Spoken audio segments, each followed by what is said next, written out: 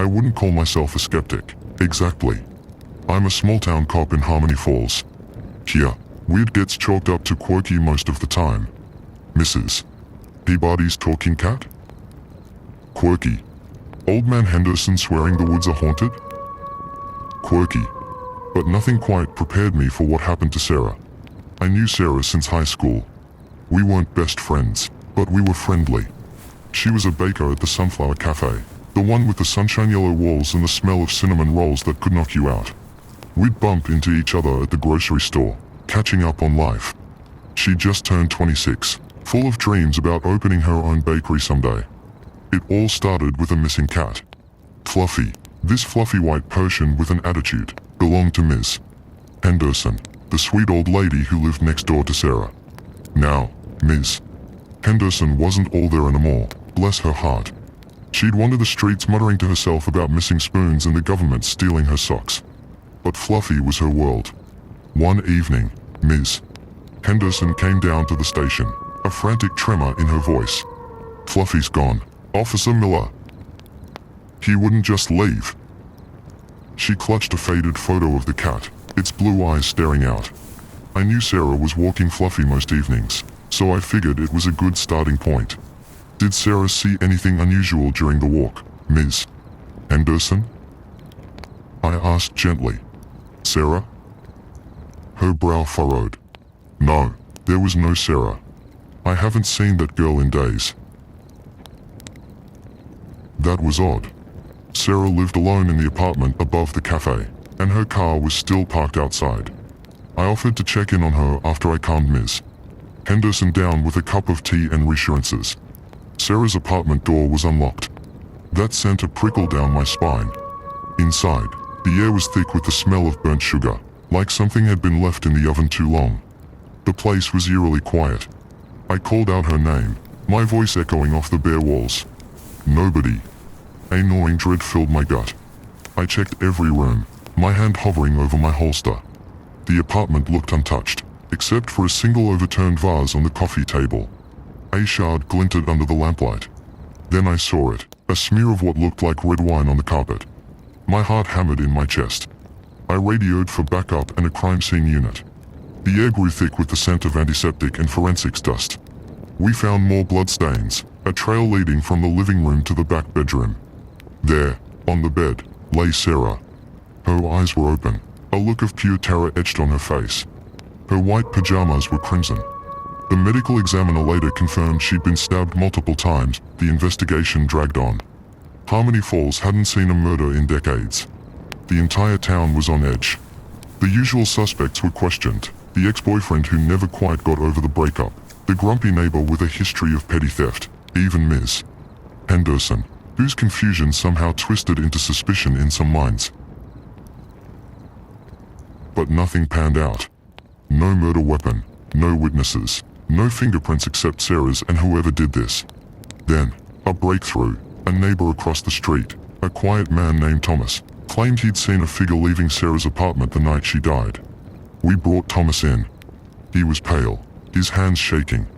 He described the figure as tall and different. Not cloaked, but shrouded in an inky darkness that seemed to absorb the light around it.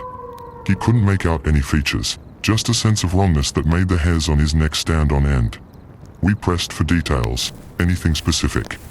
Finally, he mentioned he'd caught a glimpse of a symbol, a swirling vortex of black that pulsed with an unnatural light.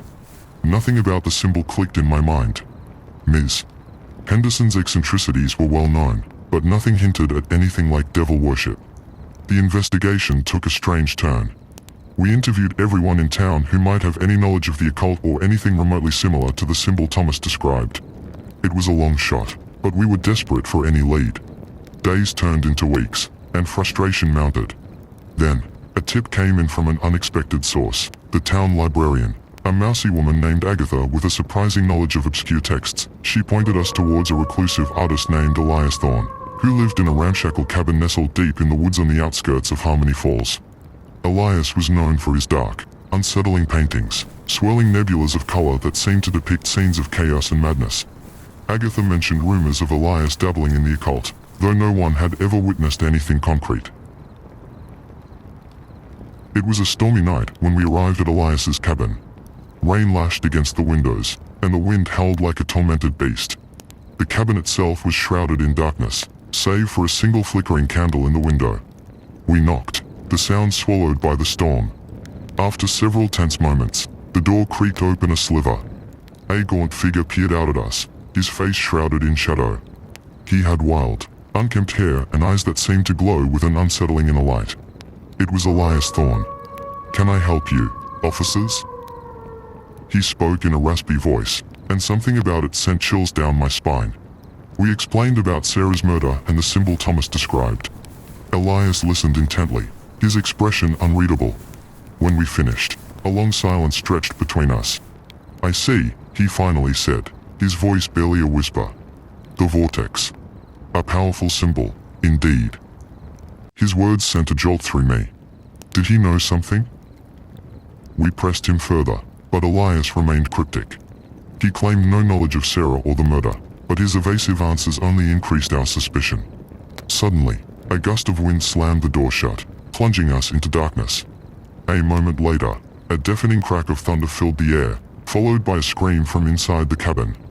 We lunged for the door, forcing it open. The single candle had been extinguished, bathing the interior in an inky blackness. We stumbled forward, guns drawn. Another scream, this one closer, ripped through the chaos. It was Sarah's voice. My heart lurched. Was she alive? How was that possible? We found Elias slumped over a large canvas in the corner, his own blood staining the floor. On the canvas, swirling tendrils of black pulsed with an unholy light, forming the very same symbol Thomas had described. But as my eyes adjusted to the darkness, I realized the true horror wasn't on the canvas. It was Sarah. She was hanging upside down from the rafters, bound with thick ropes. Her body was contorted in a way that defied human anatomy, her screams echoing through the cabin. Suddenly, a terrifying cackle echoed from behind us. I whirled around, my gun trained on the source of the sound. A grotesque figure stood bathed in the moonlight streaming through a broken window. It was Elias, or at least what used to be Elias.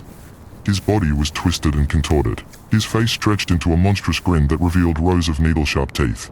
He lunged at us, a low growl rumbling from his throat. The ensuing struggle was brutal and chaotic. Somehow, we managed to subdue him and restrain him with handcuffs. As the first rays of dawn crept in, we stood in the wreckage of Elias's cabin, the weight of the night's events pressing down on us. Sarah was rushed to the hospital, but the doctors weren't optimistic. The physical and psychological trauma was immense. As for Elias, he remained in a catatonic state, muttering words in a language no one could understand. The investigation officially concluded that Elias, in a fit of occult madness, had kidnapped and tortured Sarah. But the lingering questions ate at me. How did Sarah survive the initial attack? What dark ritual was Elias attempting with the symbol? And most importantly, how did Sarah know about the symbol in the first place?